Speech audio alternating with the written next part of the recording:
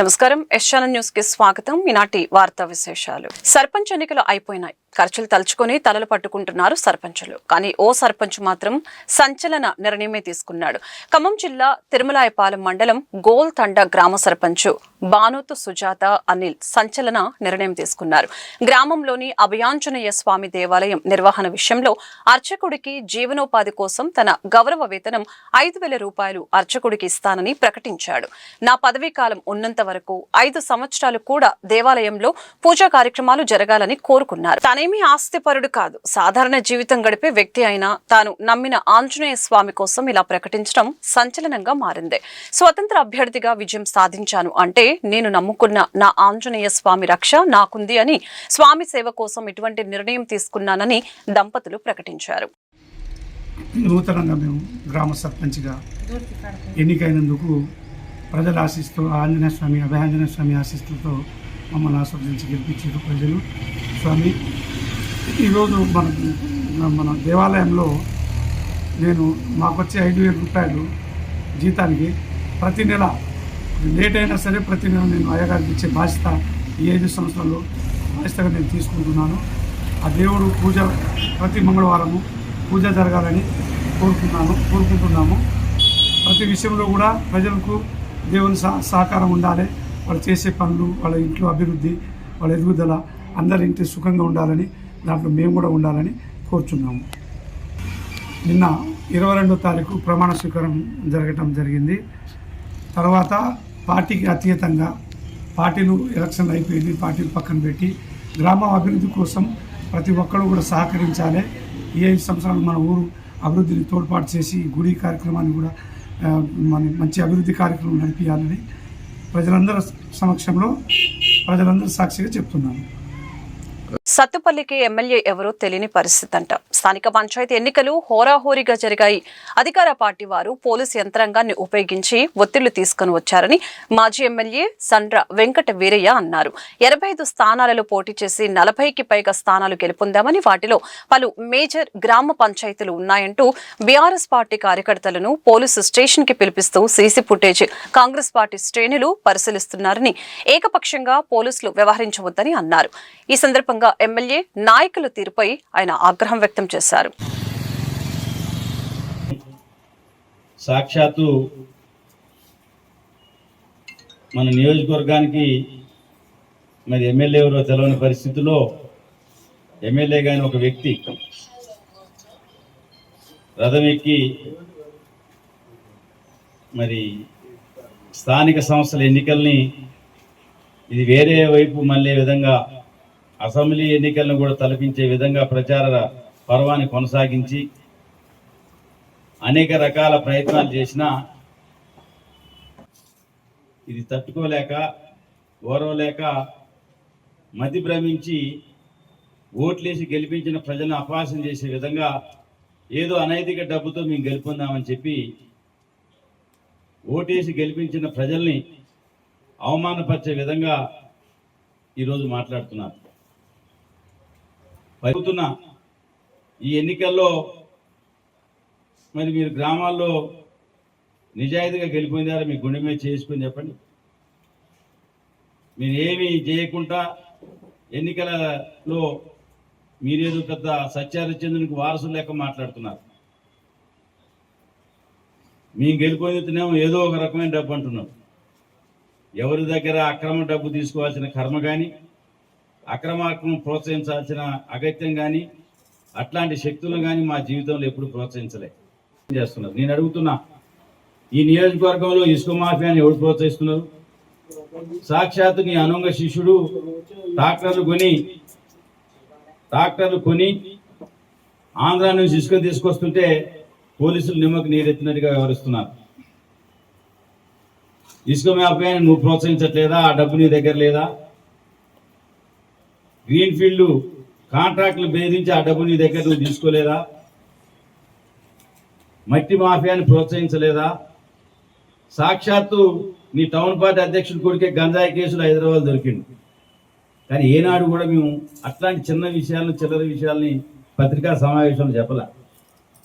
సాక్షాత్తు నీ పట్టణ పార్టీ అధ్యక్షుడు గాచనారావు కొడుకే హైదరాబాద్లో గంజాయి కేసులు దొరికింది.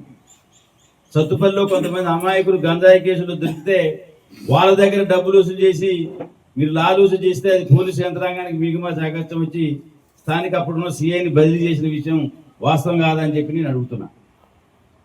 మా పార్టీ ఏకపక్షంగా మీ కాంగ్రెస్ అభ్యర్థికి వ్యతిరేకంగా స్వయంగా ఎమ్మెల్యే గారి భర్త ఓటకు వినియోగించుకున్న కాకర్లపల్లి ఓడిపోయింది. మరి దానికి సమాధానం ఏం చెప్తూ? ఎలా ప్రజా తీర్పుని గౌరవించాల్సి పోరాడి కొట్లాడి నిజాయితీగా పనిచేసి విజయాలు వచ్చినాయి తప్ప ఏదో అక్రమ మార్గంతో మేము రాజకీయాలు చేయాల్సిన పనో ఆ కర్మ మాకు పట్లే. ఇవాళ సత్తుపల్లి నియోజకవర్గంలో గంజాయి బ్యాచ్ని ప్రోత్సహిస్తుంది ఎవరు? పేకాట హోటల్స్ లో నడిపిస్తున్నది ఎవరు? ఇసుక మాఫియాని పెంచి పోషిస్తున్నది ఎవరు? మట్టి మాఫియాని పెంచి పోషిస్తున్నది ఎవరు? సింగరేణి కాంట్రాక్ట్ని బెదిరిస్తున్నది ఎవరు? హైవే కాంట్రాక్ట్ని బెదిరిస్తుంది ఎవరు? ఇళ్ల పర్మిషన్లకు బెదిరించి డబ్బులు వసూలు చేసుకుంది ఎవరు? ఇది సత్తుపల్లి నియోజకవర్గ ప్రజలందరికీ తెలుసు. అందుకనే ఇవన్నీ తెలుసు కాబట్టే ఇవాళ ప్రజలు 2 నెలల్లోనే ఇది మీకు వ్యతిరేకంగా ఇచ్చిన తీర్పు అది భావించకుండా మమ్మల్ని ఏదో మేము ఒక కులాన్ని తిట్టినాను, ఒక మతాన్ని తిట్టినాను, లేదు ఎవరో ఫోటోలు దిగి అని చూపించి రాజకీయాలు చాలా మంది దిగుతారు. దావుద్ ఇబ్రాహీంతో కూడా కొంతమంది దిగింది. అంత ఈ అసత్యాలు మానుకోండి. సత్తుపల్లి నియోజకవర్గంలో ప్రజా తీర్పుతో ఎట్లా గెలిపొందామో మీరే రకంగా గెలిపొందారో మేము అదే రకంగా గెలిపొందాము. మరి మీరు కూడా గ్రామాలకి కోట్ల రూపాయలు ఎదజల్లారు. ఆ డబ్బు ఎక్కడి నుంచి వచ్చింది? అది ఏ మాఫియా నుంచి వచ్చింది? మీరు సమాధానం చెప్పాలా? మీరేమైనా నిజాయితీగా గ్రామాల్లో గెలిపొందారా? మీరేం డబ్బులు పంచలేదా? మీరు అన్ని గ్రామాలకు 16వ తారీఖున లక్షల రూపాయలు మీరు ఓడిపోతాం అనుకున్నారా? మీరు ఎస్బీ సర్వే రిపోర్ట్ను పట్టుకొని లక్షల రూపాయలు ఎదజల్లారు. మరి దానికి ఏంటి కారణం? దానికి చెప్పాల్సిన పని లేదా?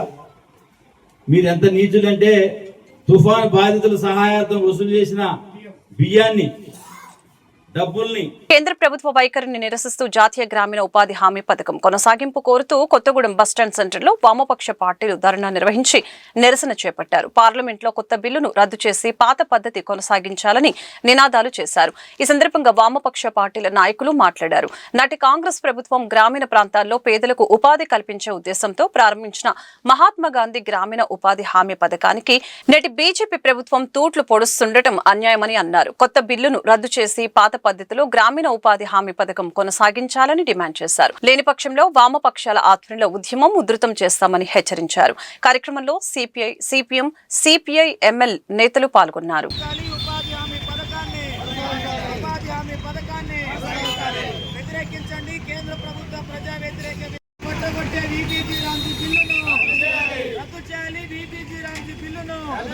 కొనసాగించాలి మహాత్మా గాంధీ జాతీయ ఉపాధి హామీ పథకం. కొనసాగించాలి జాతీయ ఉపాధి హామీ పథకం. వ్యవసాయ కూలీల పట్టగొట్టి రద్దు చేసే మోడీ ప్రభుత్వ కుట్రలను, ఉపాధి హామీ పథకాన్ని రద్దు చేసే మోడీ ప్రభుత్వ కుట్రలను, ఉపాధి హామీ పథకాన్ని రద్దు చేసే మోడీ ప్రభుత్వ కుట్రలను, వ్యవసాయ కార్మికుల పట్టగొట్టే మోడీ ప్రభుత్వ విధానాలను భారత పార్లమెంటులో గత అనేక సంవత్సరాలుగా గ్రామీణ ఉపాధి హామీ పథకం ద్వారా ఈ దేశంలో పేదలు వ్యవసాయంలో పూర్తి స్థాయి ప్రయోజనాలు లేవని చెప్పేసి ఆనాడు యూపీఏ 1 గవర్నమెంట్ కేంద్రం ఇచ్చినటువంటి చట్టం గ్రామీణ ఉపాధి హామీ పథకం. ఆ పథకాన్ని ఇవాళ తూట్లు పడుతూ ఇవాళ కేంద్ర ప్రభుత్వం ఈబీజీ రామ్జీ పేరుతోటి దాన్ని మార్చేసి కొత్త దాన్ని చట్ట సవరణ చేసినటువంటి పరిస్థితి చూస్తూ ఉన్నాం. ఈ చట్ట సవరణ చేసినటువంటి ఈ బిల్లులో గతంలోనే 8,000 కోట్ల రూపాయలు చెల్లించాల్సినటువంటి బకాయిలు అట్లే ఉన్నప్పటికీ వాటన్నిటినీ వాళ్ళ రద్దు చేసి పడేసి కేవలం ఈ బిల్లుని పాలిష్ చేసేసి పేదలకి దక్కకుండా చేయడం కోసం ఇవాళ కేంద్ర ప్రభుత్వం కుట్ర పన్నుతూ ఉంది. ఇది సరైంది కాదు. ఇవాళ కోట్ల మంది ప్రజలు ఉపాధి హామీ పథకం మీద ఆధారపడి జీవిస్తున్నటువంటి పేదలు ఉన్నారు. ఈ గతంలో పథకం ప్రారంభించినప్పుడు 2 కోట్ల మందితో ప్రారంభించినటువంటి పథకం ఇవాళ 8.7 కోట్ల మంది ప్రజలు ఈ పథకంలో ఆధారపడి జీవిస్తున్నారంటే గ్రామీణ ప్రాంతంలో పేదలు ఎంత పేదరికంలో కూడరిల్లుతున్నారనేది దీన్ని బట్టి మనకు అర్థమవుతుంది. అటువంటి పేదల నోటికాడికి కూడిలాగే పద్ధతిలో ఇవాళ కేంద్ర ప్రభుత్వం దీన్ని సవరణ చేసి వాళ్ళకి దూరం చేసేటటువంటి పద్ధతి తీసుకొస్తున్నారు. ఇప్పటికే ఉన్నటువంటి మహాత్మా గాంధీ గ్రామీణ ఉపాధి హామీ పథకంలో 100 రోజుల పని ఉంది అంటే దాన్ని 50 రోజులు కూడా పని కల్పించట్లా. ఇవాళ కేంద్ర ప్రభుత్వం 125 రోజులు పని చెప్పేసి చెప్తోంది. అంటే ఇవాళ అది చెప్పేటటువంటి మాటలకి చేతలకి పొందలు లేకుండా పోతున్నటువంటి పరిస్థితి ఉంది. గత 10 సంవత్సరాలుగా నరేంద్ర మోడీ అధికారంలోకి వచ్చిన కానించి ఇప్పటి వరకు గ్రామీణ ఉపాధి హామీ పథకంలో ఉన్నటువంటి పేదలకి రావాల్సినటువంటి బిల్లులు 8,000 కోట్ల దాకా ఉన్నాయి. 1,10,000 కోట్ల దాకా ఇవాళ బడ్జెట్లో కేటాయింపులు రద్దు చేసుకుంటూ వచ్చినటువంటి పరిస్థితి ఉంది. అంటే దీన్ని బట్టి బడ్జెట్లో ఏ సంవత్సరానికి ఆ సంవత్సరం 10,000 కోట్ల చొప్పున తగ్గించుకుంటూ వస్తున్నటువంటి ఈ ప్రభుత్వం ఈరోజు కొత్త పథకం ద్వారా ఇవాళ ప్రజల యొక్క మనోభావాలను దెబ్బతీసేటటువంటి పద్ధతిలో తీసుకొస్తా ఉంది. ఇది గ్రామీణ పేదల్ని మరింత పేదరికంలో తీవ్రంగా ఖండిస్తూ ఉన్నాయి. ఏదైతే పాత గ్రామీణ ఉపాధి హామీ పథకం ఆనాడు మహాత్మా గాంధీ పేర్కొంటుందో దాన్ని కొనసాగించాలని చెప్తున్నాం. ఈరోజు నరేంద్ర మోడీ రామ్జీ వచ్చేటటువంటి రామ్ పేరుతో వచ్చేటటువంటి ఒక పథకాన్ని దీంట్లో చొప్పించి పథకాన్ని పేరు మార్చి ఇవాళ పేదలకి దూరం చేసేటటువంటి పద్ధతిలో తీసుకొచ్చినటువంటి దీన్ని ఇవాళ తీవ్రంగా వ్యతిరేకిస్తూ ఇది దేశవ్యాప్తంగా రద్దు అయ్యేదాకా ఈ పథకం తీసుకొచ్చినటువంటి పథకం చట్టసభను రద్దు చేసి మళ్ళీ పాత చట్టాన్ని కేసీఆర్ కు మరొకసారి ప్రజల చేతే బుద్ధి చెప్పిస్తామని డిప్యూటీ సీఎం బట్టి విక్రమార్క అన్నారు. తోలు తీస్తామని కేసీఆర్ మాట్లాడటం ఆయన దిగజారుడికి నిదర్శనమని చెప్పారు. 2 ఏళ్ల నుంచి అసెంబ్లీకి రాని నువ్వు ప్రతిపక్ష నాయకుడిగా ఎలా కొనసాగుతావో అని బట్టి ప్రశ్నించారు. తల్లాడ మండలంలో జరిగిన పలు అభివృద్ధి ప్రారంభోత్సవంలో బట్టి ఈ వ్యాఖ్యలు చేశారు.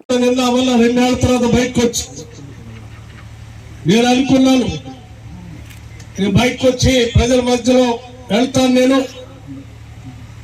ప్రెస్ ద్వారా ప్రజల్ని ఉద్దేశించి మాట్లాడతానంటే సరే, ఈ 2 సంవత్సరాలు కాంగ్రెస్ ప్రభుత్వం చేసినటువంటి సంక్షేమ కార్యక్రమాలు వాటిని దృష్టిలో పెట్టుకుని ప్రజలు ఆస్వాదించిన వాటిని వారు కూడా అంగీకరించి ఇంకా బాగా చేస్తా ఉన్నారు, చేయండి అని చెప్తాడేమని అనుకున్నాం.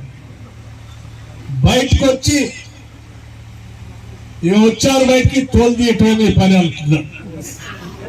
తోలు తీస్తాడంటే ఏం తోలు తీస్తాడు, ఎవరు తోలు ఒలుస్తావు? నువ్వు తోలు ఒలిసే ఉద్యోగం నువ్వెప్పుడు తీసుకున్నావు? అది కాదు కదా నీ పని.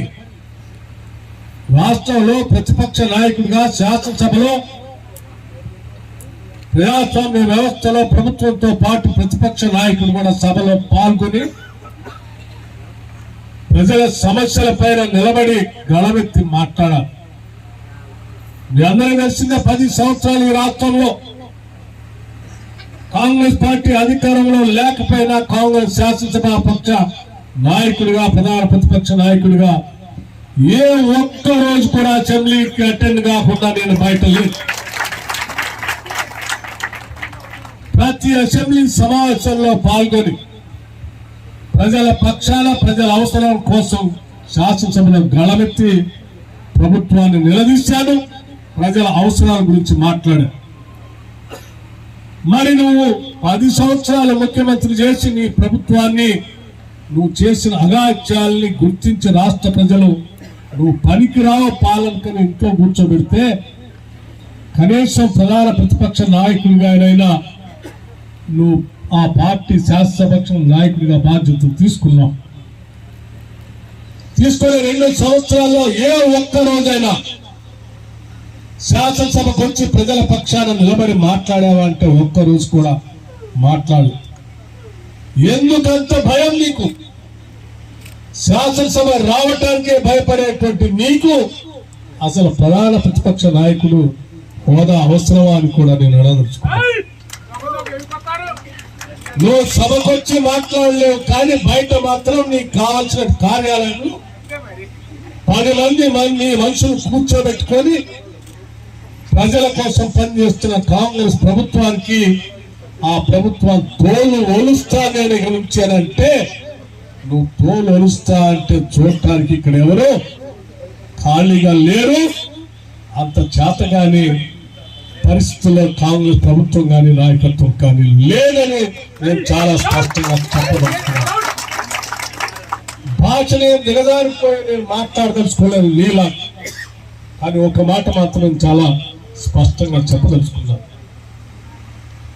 మొన్న జరిగిన స్థానిక సంస్థల ఎన్నికల్లో అత్యంత ప్రజాస్వామ్యయుతంగా ఎవరి మీద ఎటువంటి ఒత్తిడి లేకుండా ప్రజాస్వామ్యయుతంగా ఎవరికి కావాల్సినటువంటి వాళ్ళు పోటీ చేసుకోవచ్చు. ప్రజల హృదయాలు కలిసి సర్పంచులు ఎదిగేటువంటి వాతావరణాన్ని రాష్ట్ర ప్రభుత్వం పాలనా పరంగా అందరికీ కల్పించిన ఈ వార్తలు ఇంతటితో సమాప్తం. మరొక బిల్టన్ మళ్ళీ కలుద్దాం. నమస్కారం.